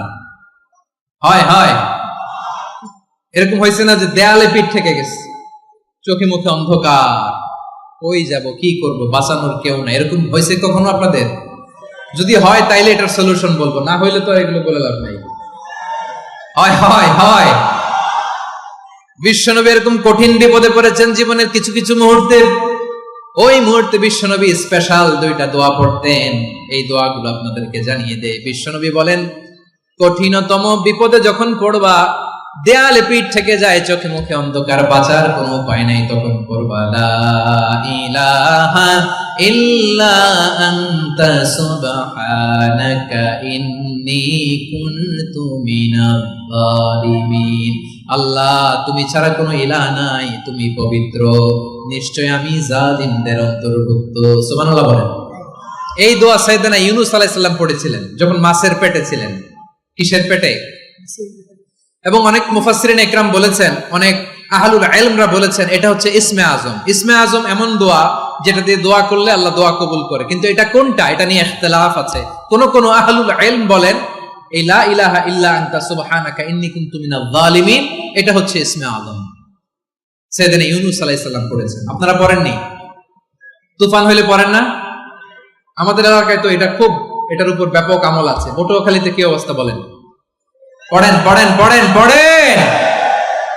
একটা গল্প শুনেছিলাম, পাক হানাদার বাহিনী যখন বাংলাদেশে অ্যাটাক করতো, 71 সালের ঘটনা বলতেছে, আমরা তো দেখি নাই, শুনছি আর কি। 71 যদি দেখতাম এতদিনে রাজাকার হয়ে যেতাম।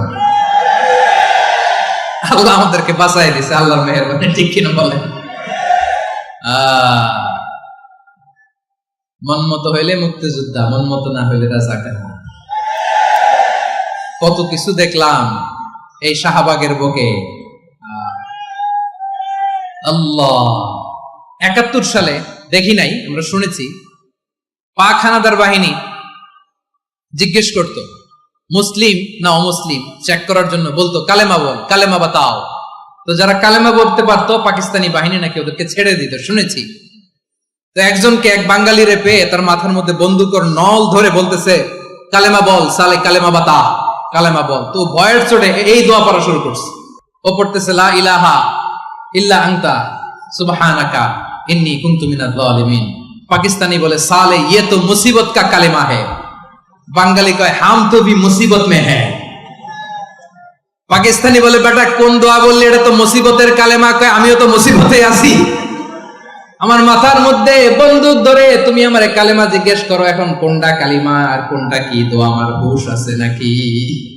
প্রিয় ভাইরা, আসলে এটা দুআউল মুসিবা, বিপদে পড়লে এ দোয়া পড়তে হয়। লা ইলাহা ইল্লা আনতা সুবহানাকা ইন্নী কুনতু মিনাজ জালিমিন। এটা পড়বেন আপনারা। এই দোয়া পড়ে সাইয়েদনা ইউনূস আলাইহিস সালাম মাছের পেট থেকে রক্ষা পেয়েছিলেন। রক্ষা করেছিল কে? ইউনূস নবীরে যখন খাইলো মাছেতে গিলিয়া, ফেরেশতা পাঠাইয়া দিলে ইসমে আজম দিয়া। প্রাণে ছিল যাহার ভয় সেথা পাইল আশ্রয়, প্রাণে ছিল যাহার ভয় সেথা পাইল আশ্রয়। মাছের পেট হতে সে যে পেল পরিত্রাণ। আল্লাহু আল্লাহু তুমি জাল্লে জালালুহু, শেষ করা তো যায় না গে তোমার গুণগান। আল্লাহু আল্লাহু সুবহানাল্লাহ পড়ে। লা ইলাহা ইল্লা আনতা সুবহানাকা ইন্নী কুনতু মিনাজ জালিমিন। বিষ্ণুই বললেন দেয়ালে পিঠ থেকে গেলে, চোখে মুখে অন্ধকার, বাঁচার কোনো উপায় নাই, তখন এই দোয়াটা পড়তে হবে। এই দোয়া পড়ে আল্লাহর কাছে ফরিয়াদ করলে বিপদ মুক্ত করবেন কে? কেন এই দোয়াটা আল্লাহর কাছে বড্ড প্রিয় জানেন আমার ভাইরা? কারণ এই দোয়ার মধ্যে 3টা জিনিস আছে। আমি যেরকম আঙ্গুল উঁচু করেছি এরকম করেন তো। 3টা। কয়টা? 3টা। 1 নম্বরে হচ্ছে তাওহীদ, 2 নম্বরে তাসবিহ, 3 নম্বরে তাকরীর। আই রিপিট, আবারও বলছি, 1 নম্বরে তাওহীদ, 2 নম্বরে তাসবিহ, 3 নম্বরে তাকরীর। এই দোয়াটা আল্লাহর কাছে এত পছন্দনীয় কারণ এ দোয়ার প্রথম অংশে আছে তাওহীদ, আল্লাহর একত্ববাদের ঘোষণা। লা ইলাহা ইল্লা আনতা, ও আল্লাহ আপনি ছাড়া কোনো ইলাহ নাই, উপাস্য নাই। এই কথা বললে আল্লাহ বড় খুশি হয়ে যায়। সুবহানাল্লাহ পড়েন। এ দোয়ার দ্বিতীয় অংশে আছে তাসবিহ, মানে আল্লাহর প্রশংসা, প্রশংসা সূচক বাণী।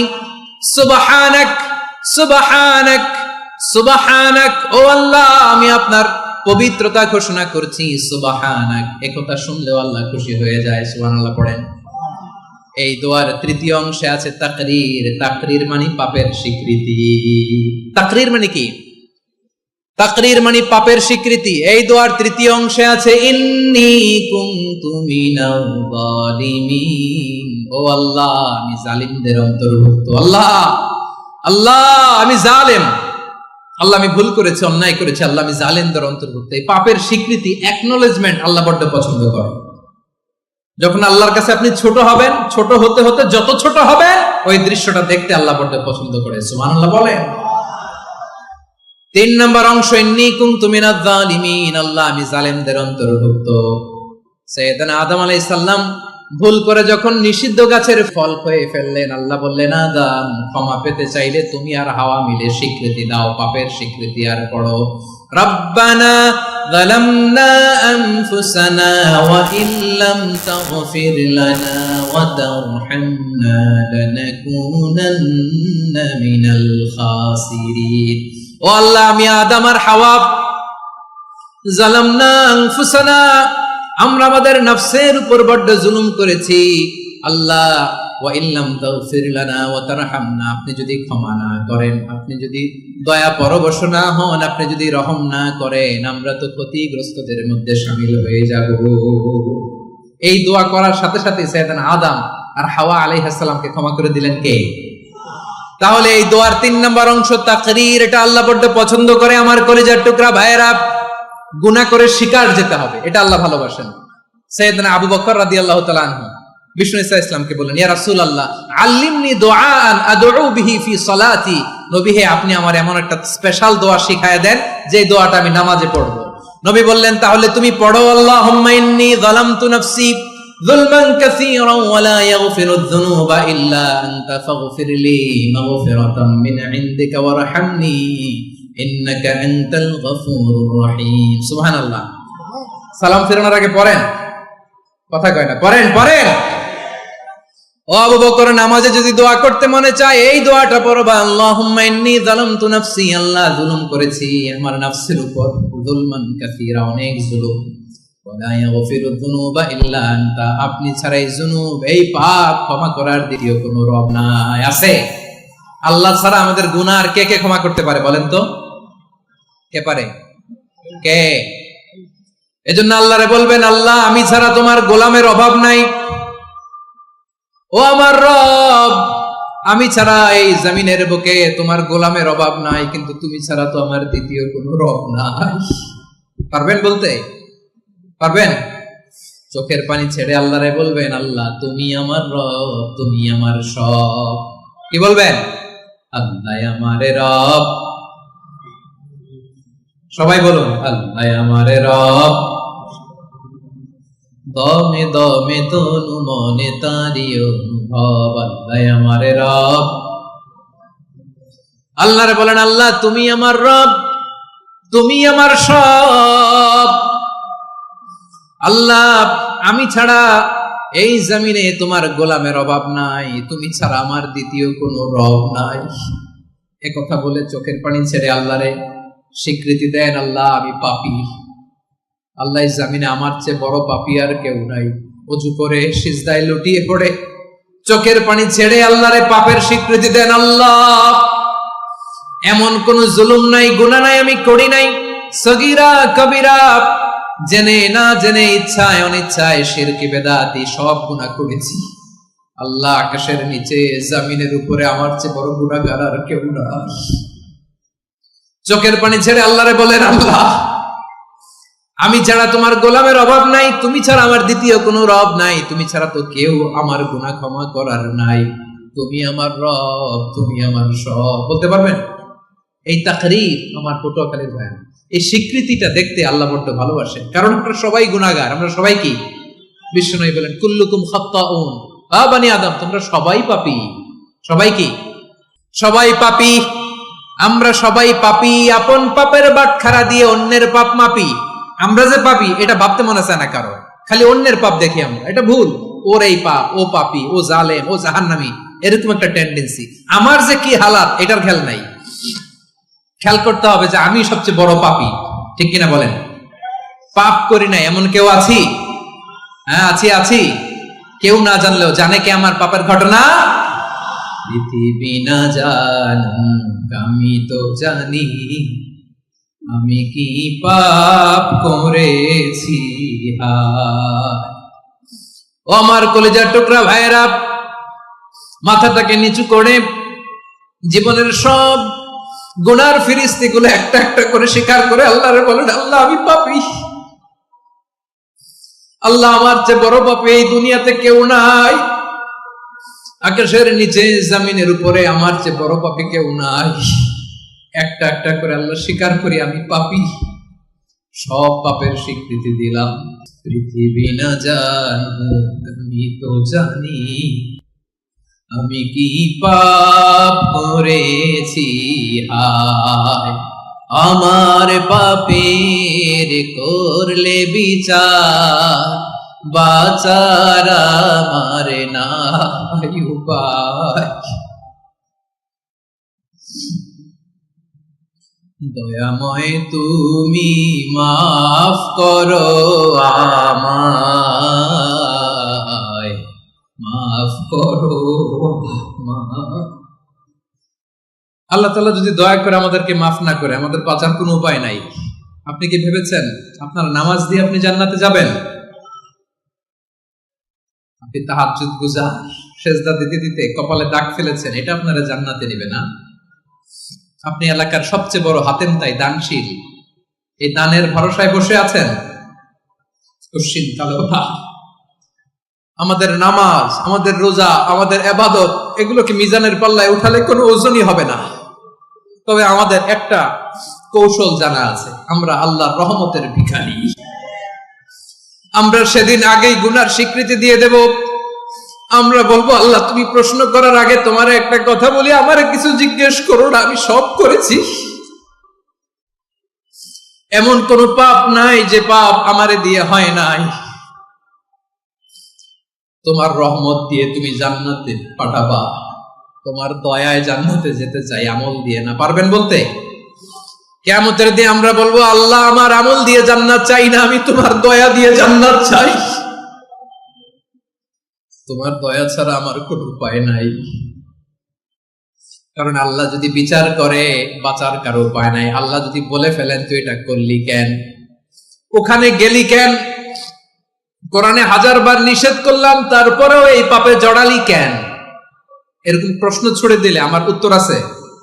বাঁচার কোনো উপায় আছে? রোজ হাসরে হে আল্লাহ আমার করোনা বিচার, আল্লাহ করোনা বিচার। বিচার চাহি না তব দয়া চাহি, এ গুনাহগার, আল্লাহ করোনা বিচার। আপনার আমল দিয়ে জান্নাতে যাবেন? কি দিয়ে যাবেন? আল্লাহর দয়া দিয়ে। আল্লাহর রহম আর দয়া ছাড়া কেউ জান্নাতের চেহারাও দেখতে পাবে না। আমার প্রিয় ভাইয়েরা, এই দোয়া আল্লাহর কাছে পছন্দনীয় হওয়ার কারণ 3টা। দোয়ার প্রথম অংশে আছে তাওহীদ, আল্লাহর একত্ববাদের ঘোষণা। এই দোয়ার দ্বিতীয় অংশ আছে তাসবিহ, আল্লাহর প্রশংসা সূচক বাণী। এই দোয়ার 3 নম্বর অংশ পাপের স্বীকৃতি। তাহলে আমরা সবাই গুনাহগার, আমরা আল্লাহর কাছে পাপের স্বীকৃতি দিয়ে বলবো, ও আল্লাহ ইন্নী কুনতু মিনাজ জালিমিন, আমরা জুলুম করেছি, পাপ করেছি, অন্যায় করেছি, আল্লাহ বুঝতে পারি নাই। শয়তানের ওয়াসওয়াসায় পড়ে, বন্ধুর পাল্লায় পড়ে, নফসের খায়েশ মিটাতে যে আল্লাহ করে ফেলেছি। তুমি গুনাহ না মাফ না করলে আমাদের গুনাহ মাফ করার দ্বিতীয় কেউ নাই। ঠিক কিনা বলেন? এভাবে অনুতপ্ত হয়ে যদি আল্লাহর কাছে দোয়া করেন, দেয়ালে পিঠ থেকে গেছে, কোন রাস্তা নাই বের হওয়ার, ওই মুহূর্তেও আপনাকে বিপদ থেকে উদ্ধার করবে কে? বিশ্বনবী চরম বিপদে পড়লে 2টা দোয়া পড়তেন। প্রথম হলো এটা, লা ইলাহা ইল্লা আনতা সুবহানাকা ইন্নী কুনতু মিনাল জালিমিন। এই দোয়াটা আমরা বেশি বেশি পড়ব প্রিয় ভাই। রাজি আছেন? সবাই আওয়াজ করে পড়ুন ইনশাআল্লাহ। আমার প্রিয় ভাইয়েরা, বিপদে পড়লে বিশ্বনবী আরো একটা দোয়া পড়তেন, লা ইলাহা ইল্লাল্লাহুল আযীমুল হালিম, লা ইলাহা ইল্লাল্লাহু রাব্বুল আরশিল আযীম, লা ইলাহা ইল্লাল্লাহু রাব্বুস সামাওয়াতি ওয়াল আরদি ওয়া রাব্বুল আরশিল কারীম। এই যে বললাম, রেকর্ড হয়ে গেছে। এখন তো আর ইনস্ট্যান্ট মুখস্থ না হলো, পরে মুখস্থ করে নেবেন। আল্লাহ ছাড়া কোনো উপাস্য নাই, তিনি সুমহান, মহা সহিষ্ণু। আল্লাহ ছাড়া কোনো উপাস্য নাই, তিনি সুমহান, আরশের অধিপতি। আল্লাহ ছাড়া কোনো উপাস্য নাই, তিনি আকাশের মালিক, জমিনের মালিক, তিনি সুবিশাল আরশের অধিপতি। সুবহানাল্লাহ পড়েন এই দোয়াটা। কেউ যদি পড়ে যদি এর ওসিলা করে দোয়া করে, তাকে বিপদ থেকে মুক্তি দেয় কে? মনে থাকবে আপনাদের? তাহলে বিপদের প্রথম ধাক্কায় কি যেন পড়তে হয়? ইন্না লিল্লাহ। তারপরে কি বলে আল্লাহর কাছে নিজেকে সঁপে দিতে হয়? দেয়ালে পিঠ থেকে গেলে লা ইলাহা ইল্লা আনতা সুবহানাকা ইন্নী কুনতু মিনাজ জালিমিন। 2 নম্বর হচ্ছে লা ইলাহা ইল্লাল্লাহুল আযীমুল হালিম, লা ইলাহা ইল্লাল্লাহু রাব্বুল আরশিল আযীম, লা ইলাহা ইল্লাল্লাহু রাব্বুস সামাওয়াতি ওয়াল আরদি ওয়া রাব্বুল আরশিল কারীম। মনে থাকবে? ইনশাআল্লাহ বলেন সবাই, আওয়াজ করে সবাই ইনশাআল্লাহ। অনেক সময় এমন হয়, হঠাৎ বিপদের সম্মুখীন হই আমরা, রেডি হয়ে বের হয়েছে অফিসে, হঠাৎ অ্যাক্সিডেন্টে পড়ে যাই, হঠাৎ পেটের ব্যথায় অজ্ঞান, এরকম হয় না? আপনাদের হয় না? বিষ্ণু ইসলাম বলেন, আকস্মিক দুর্ঘটনার বিপদ থেকে যদি কেউ বাঁচতে চায়, সকাল সন্ধ্যা যেন প্রত্যেকে এই দোয়াটা পড়ে। সকালে যদি 3 বার পড়ে, সন্ধ্যা পর্যন্ত হঠাৎ হঠাৎ বিপদ থেকে সে রক্ষা পাবে। To be protected from sudden calamity, sudden disaster, sudden calamity, হঠাৎ বিপদ, হঠাৎ ভয়ঙ্কর কোন আকস্মিক বিপদ থেকে আল্লাহ বাঁচায় দিবে। সকালে পড়লে সন্ধ্যা পর্যন্ত প্রোটেক্টেড, সন্ধ্যাবেলায় যদি 3 বার পরে সকাল পর্যন্ত প্রোটেক্টেড। সুবহানাল্লাহ পড়েন। দোয়াটা কি? দোয়াটা হচ্ছে বিসমিল্লাহিল্লাযী লা ইয়াদুররু মা'a ইসমিহি শাইউন ফিল আরদি ওয়ালা ফিস সামাই ওয়া হুয়াস সামিউল আলীম। ছোট না? অনেক ছোট, মুখস্থ করবেন। বিসমিল্লাহিল্লাযী লা ইয়াদুররু মা'a ইসমিহি শাইউন ফিল আরদি ওয়ালা ফিস সামা। ওই আল্লাহর নাম নিচ্ছি, যে আল্লাহর নামের বরকতে আকাশ জমিনের কোনো কিছু কারো কোনো ক্ষতি সাধন করতে পারে না। তিনি সর্বশ্রোতা, সর্বজ্ঞ। সুবহানাল্লাহ পড়েন।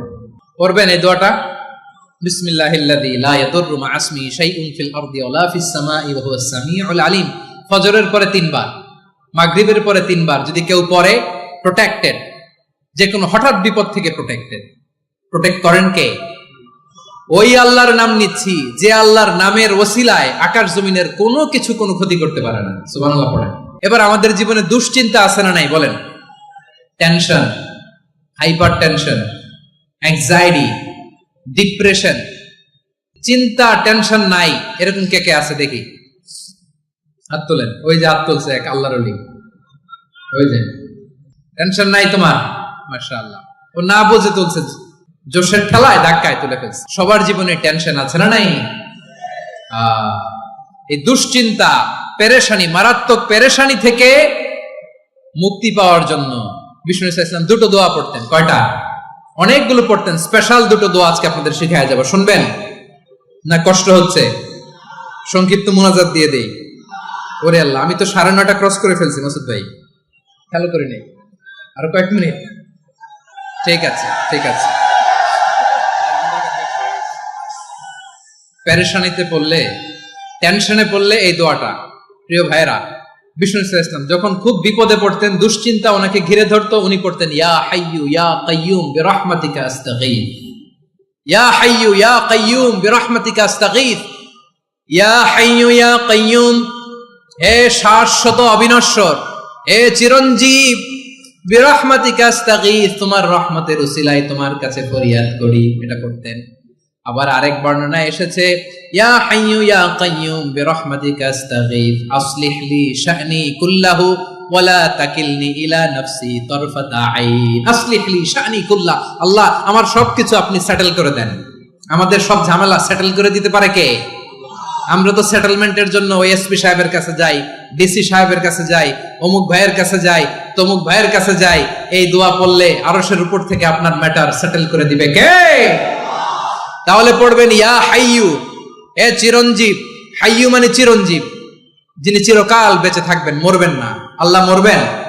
তার কোনো লয় আছে? ক্ষয় আছে?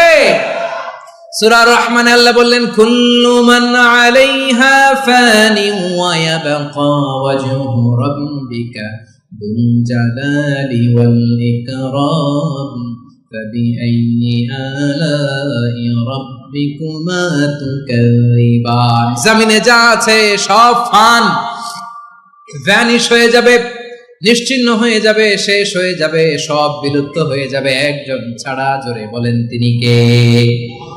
ইয়া হাইয়ু। আমার সাথে আওয়াজ করে পড়েন ইয়া হাইয়ু ইয়া কাইয়ুম ইয়া হাইয়ু ইয়া কাইয়ুম বিরহমাতিকা আস্তাগীথ আসলিহ লি শা'নি কুল্লা ওয়া লা তাকিলনি ইলা নাফসি তারফাতা আইন। এভাবে দোয়া করলে আপনাকে বিপদ মুক্ত করবে কে? এই দোয়াটা কেন পছন্দ আল্লাহর কাছে? কারণ এখানে আল্লাহর 2টা সুন্দর নাম আছে, গুণবাচক নাম, আল হাই, আল কাইয়ুম। এই 2টো নাম আছে এখানে। আবার এই 2টা আয়াতুল কুরসির অংশ। আয়াতুল কুরসির শুরুতে এটা আছে না নাই? হ্যাঁ, আছে না নাই? 3 নাম্বার কারণ, এটা ইসমে আজম। কোন দোয়াটা ইসমে আজম? যে দোয়া ওসিলায় দোয়া করলে আল্লাহ দোয়া ফেরায় না। অনেকগুলো মত আছে, সবচেয়ে ভ্যালিড মত হচ্ছে এটা, ইয়া হাইয়ু ইয়া কাইয়ুম, এর ওসিলা দিয়ে দোয়া করলে দোয়া কবুল করে কে? 2 নম্বরে বিশ্বনবী মারাত্মক বিপদে পড়লে আরেকটা দোয়া পড়তেন, আল্লাহুম্মা ইন্নী আবদুক। আগে দোয়াটা পড়ি, শুনেন। আল্লাহুম্মা ইন্নী আবদুক ওয়া ইবনু আবদিক ওয়া ইবনু আমাতিক নাসিয়াতি বিয়াদিক মাদিন ফিয়া হুকমুক আদলুন ফিয়া কাদাউক আসআলুকা বিকুল্লি ইসমিন হুয়া লাক সাম্মাইতা বিহি নাফসাক আও আনসালতাহু ফি কিতাবিক আও আল্লামতাহু আহাদাম মিন খালকিক আও ইস্তা'সারতা বিহি ফি ইলমিল গায়বি ইনদাক আন তাজআলাল কুরআনা রাবিআ কলবি ওয়া নূরা সাদরি ওয়া জালাআ হুজনি ওয়া যাহাবা হাম্মি। সুবহানাল্লাহ পড়েন। বিষ্ণু বলতেন, আল্লাহুম্মা ইন্নী আবদুক, ও আল্লাহ আমি আপনার গোলাম, ওয়া ইবনু আবদিক, গোলামের ঘরের গোলাম, ওয়া ইবনু আমাতিক, বাদীর ঘরের গোলাম। মানে আল্লাহ আমি আপনার গোলাম, আমার বাবা আব্দুল্লাহ ছিল আপনার গোলাম, আমার মা আমিনা ছিল আপনার বাদী। মানে আমরা গোলাম বংশের, সব গোলাম। নিজেরে এর চেয়ে আর ছোট করে আল্লাহর কাছে উপস্থাপন করা যায় আমার ভাইরা? কথা কি বুঝতেছেন? নিজেকে এর চাইতে ছোট, নগণ্য আর তুচ্ছ করে আল্লাহর সাথে প্রেজেন্ট করা যায়? বিষ্ণু বললেন, ও আল্লাহ আমি আপনার গোলাম, গোলামের ঘরের গোলাম, দাসীর ঘরের গোলাম, নাসিয়াতি বিয়াদিক, আমার মাথার চুলের ছুটি আপনার হাতের মুঠোয়, আপনি ডানে টান দিলে আমি ডানে যেতে বাধ্য, আপনি বাঁয়ে টান দিলে বাঁয়ে যেতে বাধ্য। সুবহানাল্লাহ বলেন। বিষ্ণু বললেন, আল্লাহ আমার মাথার চুলের ঝুঁটি আপনার হাতের মুঠোয়। আচ্ছা, এইভাবে কাকে ধরা হয়? যে খুব ছোট, ঠিক কিনা? নিজেকে কত ছোট করলেন বিশ্বনবী। ও আল্লাহ আমার মাথার চুলের ঝুঁটি আপনার হাতের মুঠোয়, আপনি ডানে টানলে আমি ডানে যাব, বাঁয়ে টানলে বাঁয়ে যাব। আল্লাহ আসআলুকা বিকুল্লি ইসমিন হুয়া লাক নাসিয়াতি বিয়াদিক মাদিন ফিয়া হুকমুক, আপনার নির্দেশ আমার উপর কার্যকর হবেই হবে। আদলুন ফিয়া কাদাউক, আপনার ফয়সালা, যেই ফয়সালাই আপনি আমার জন্য করেন এটাই ইনসাফ। সুবহানাল্লাহ বলেন। আমরা আল্লাহর ফয়সালায় সন্তুষ্ট হতে চাই না। কত কমপ্লেইন, আল্লাহ তুমি এটা দিলা না, ওইটা পাইলাম না, ওইটা হইল না রে, এরকম অভিযোগ, কমপ্লেইন আমাদের আছে না নাই?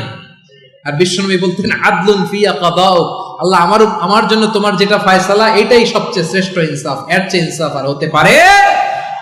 এভাবে কায়মান বাক্যে আল্লাহর কাছে বিশ্বনবী দোয়া করতেন। এরপরে বিশ্বনবী বললেন, আল্লাহ তোমার যত নাম আছে সব নামের ওসিলায় দোয়া করি, যে নাম তুমি আমাদেরকে জানিয়েছো, যে নাম তুমি আমাদেরকে জানাও নাই, যে নাম তুমি কোরআনে নাজিল করেছো, যে নাম নাজিল করো নাই, যে নাম শুধু নবীদেরকে জানিয়েছো। আর আল্লাহর এমন কিছু চমৎকার চমৎকার সুন্দর সুন্দর নাম আছে, এই নামগুলো রব্বুল আলামিন কাউকে জানাবে না। সুবহানাল্লাহ বলেন। আমরা তো 99 নাম জানি, 100 নাম জানি আল্লাহ, কিন্তু আল্লাহর এমনও কিছু নাম আছে যেগুলো আল্লাহ বিশ্বনবীরও জানায় নাই। এগুলো আল্লাহ ইলমুল গায়বে রেখে দিয়েছেন। দোয়ার সময় বলবেন, আল্লাহ তোমার যেই নামগুলো জানি, যেগুলো জানি না, যেগুলো কোরআনে আছে, যেগুলো নাই, যেগুলো নবীরে খাস ভাবে জানাইছো ওগুলোর উসিলায়, যেগুলো কোনোদিন জানাবাও না, তোমার ওই নামের উসিলাও তোমার কাছে চাই। আল্লাহ কোরআনকে আমার হৃদয়ের বসন্ত বানাও, আমার বক্ষের জ্যোতি বানাও, আমার চিন্তা দুশ্চিন্তা তুমি দূর করে দাও। বিশ্বনবী বললেন, এই কালিমাগুলো, এই বাক্যগুলো পড়ে যদি কেউ আল্লাহর কাছে ফরিয়াদ করে, তার হৃদয় থেকে দুশ্চিন্তা কাটিয়ে দিবে কে? পড়বেন, এই দোয়াগুলো পড়বেন। আচ্ছা, সব শেষে বলি, ঋণের বোঝায় যারা জর্জরিত, বিষ্ণু ইসলাম চমৎকার একটা দোয়া শিখিয়েছেন। আমাদের অনেকে ঋণের বোঝায় জর্জরিত, আছে না নাই? এদিকে কেউ আছেন? থাকলে হাত তোলার দরকার নেই, থাকলে এই দোয়াটা পড়বেন। এক সাহাবীর নাম আবু উমামা, নামাজের ওয়াক্ত ছাড়া উনি মসজিদে যেয়ে বসে আছে। বিষ্ণু বললেন, কি রে আবু উমামা, নামাজের তো ওয়াক্ত হয় নাই, মসজিদে কি? সাহাবী বলে, হুমুমুন লাজিমাতনি ওয়া দুয়ুন, নবী গো ঋণের বোঝায় এমন টেনশনে আছি, ঘরে থাকতে পারলাম না, মসজিদে চলে আসছে। বিষ্ণু বলেন, আমি কি তোমার এমন একটা দোয়া শিখাবো যেটা পড়লে আল্লাহ তাআলা তোমার ঋণের বোঝা হালকা করে দিবে? আবু উমামা বললেন, ইয়া রাসূলুল্লাহ, অবশ্যই শিখাবেন। বিষ্ণু বললেন, তাহলে তুমি পড়বা, আল্লাহুম্মা ইন্নী আউযু বিকা মিনাল হাম্মি ওয়াল হাযান ওয়া আউযু বিকা মিনাল জুবনি ওয়াল বুখল ওয়া আউযু বিকা মিন গালাবাতিদ দাইনি ওয়া কাহরির রিজাল। ও আল্লাহ, তোমার কাছ থেকে দুশ্চিন্তা থেকে পানাহ চাই, কৃপণতা, ভীরুতা, অলসতা, কার্পণ্যতা, এই সব কিছু থেকে, মানুষের কঠোরতা, আমার উপর মানুষের আধিপত্য এবং ঋণের বোঝা থেকে পানাহ চাই। এই দোয়াটা যখন বিশ্বনবী শিখাই দিলেন, আবু উমামা বারবার এই দোয়া পড়ে, আল্লাহুম্মা ইন্নী আউযু বিকা মিনাল হাম্মি ওয়াল হাযান ওয়া আউযু বিকা মিনাল আজজি ওয়াল কাসাল ওয়া আউযু বিকা মিনাল জুবনি ওয়াল বুখল ওয়া আউযু বিকা মিন গালাবাতিদ দাইনি ওয়া কাহরির রিজাল। আবু উমামা বলে এই দোয়া আমি পড়তে লাগলাম। কিছুদিন পরে দেখা গেল বিশ্বনবীর শেখানো এই দোয়ার বদৌলতে আল্লাহ তাআলা আমার সব ঋণ পরিশোধের ব্যবস্থা করে দিয়েছেন। পড়বেন। বিশ্বনবীর জামাতা সাইয়্যিদিনা আলী রাদিয়াল্লাহু তাআলা আনহুর কাছে এক লোক এসে বলে, হে আলী, ঋণের বোঝায় আমি জর্জরিত, আমার কিছু অর্থ দিয়ে সাহায্য করো। সাইয়্যিদিনা আলী রাদিয়াল্লাহু তাআলা আনহু বললেন, আমি কি তোমারে এমন একটা দোয়া শিখাবো যেটা বিশ্বনবী আমাদের শিখিয়েছেন? এই দোয়া যদি তুমি পড়ো, লাউ কানা আলাইকা মিসলু জাবালিন কাবীরিন দাইনান আদাল্লাহু আনকা, পাহাড় পরিমাণও যদি ঋণের বোঝা হয়, আল্লাহ এটা পরিশোধের ব্যবস্থা করে দিবেন।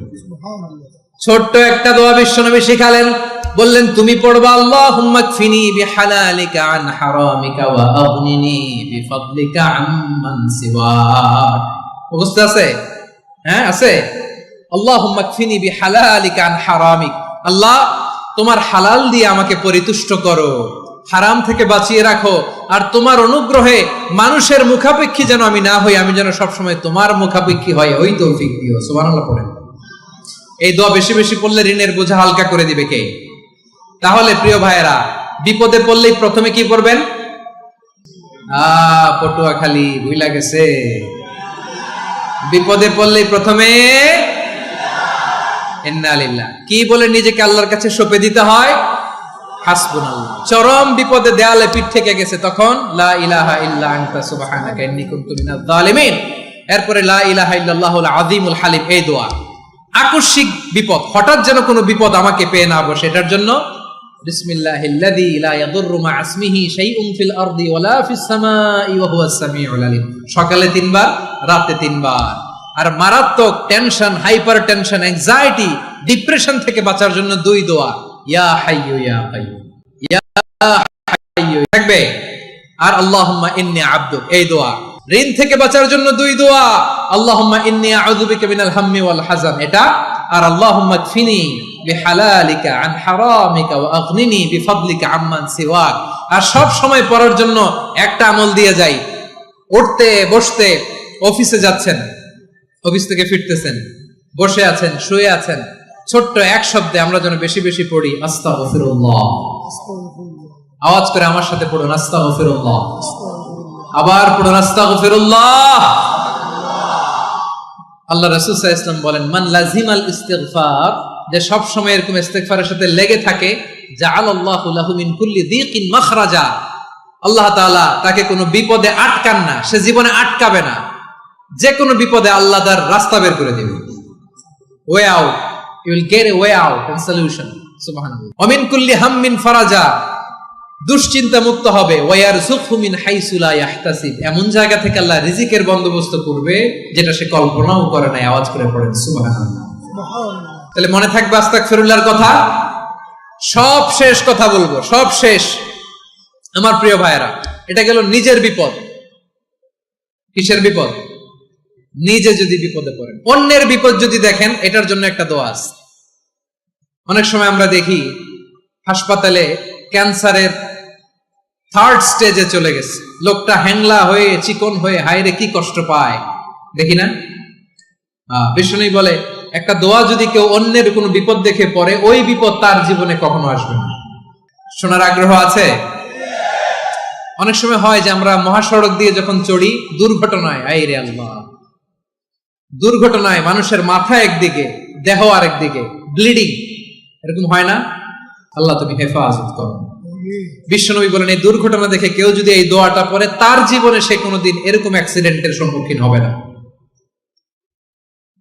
শুনবেন, বিশ্বনবী বলেন, অন্যের বিপদ দেখে কেউ যদি পড়ে, আলহামদুলিল্লাহিল্লাযী আফানি মিম্মা বতালাকা বিহি ওয়া ফাদ্দালানি আলা কাসীরিন মিম্মান খালাকা তাফদীলা, মানে প্রশংসা সে আল্লাহর, যে আল্লাহ তাআলা তোমাকে যেই জিনিস দিয়ে পরীক্ষা করেছে, আমাকে ওইটা থেকে বাঁচিয়ে দিয়েছে। তোমাকে আল্লাহ যেই বিপদে ফেলেছে, আমাকে ওই বিপদ থেকে তিনি মুক্ত রেখেছে, আর তার অনেক সৃষ্টির উপর আমাকে তিনি প্রাধান্য দিয়েছে। সুবহানাল্লাহ পড়েন। যে কোনো বিপদ, কারো ক্যান্সার দেখে যদি এই দোয়াটা আপনি বিশ্বাসের সাথে পড়েন, জীবনে কোনোদিন ক্যান্সার রোগে আক্রান্ত হবেন না। দুর্ঘটনা দেখে যদি পড়েন, ওই দুর্ঘটনা আপনাকে স্পর্শ করবে না। যে কোনো কারো বিপদ দেখে যদি কোনো বিশ্বাসী বান্দা এই দোয়া পড়ে, বিশ্বনবী বলেন লাম ইউসিবহু যালিকাল বালা, ওই বিপদ তাকে আর ধরবে না। উফিয়া মিনহু মিন যালিকাল বালা কাইনাম মা কান, সে যতদিন হায়াত পাবে কোনোদিন ওই বিপদ তাকে স্পর্শ করবে না। এই দোয়াটা পড়তে রাজি আছেন আমার প্রিয় ভাইরা? তাহলে পুরো আলোচনার সেন্ট্রাল থিম হচ্ছে আমাদের জীবনে বিপদ আসবে, কষ্ট আসবে, দুঃখ আসবে, কিন্তু বিপদে আপদে আমরা হাল ছেড়ে দিব না, হতাশ হব না। মুমিন হতাশ হয় না, নিরাশ হয় না, হাল ছেড়ে দেয় না। মুমিন ভরসা রাখে একজনের উপর। আওয়াজ করে বলুন, যিনি কে? বিপদে পড়লে আমাদেরকে উদ্ধার করে কে? আবার আমাদেরকে যদি কোনো নেয়ামত আল্লাহ দিতে চান, ওইটা কেড়ে নেওয়ার ক্ষমতা কারো আছে? তাহলে আমরা কানেক্টিভিটি বাড়াবো কার সাথে? আমাদের প্রার্থনার ফরিয়াদের হাত তুলবো কার কাছে? রাজি আছেন পটুয়াখালীর ভাইয়েরা? মনে থাকবে কথাগুলো? আল্লাহ তাআলা আমাদের সবাইকে কথাগুলো বোঝার ও আমল করার তৌফিক দান করুন।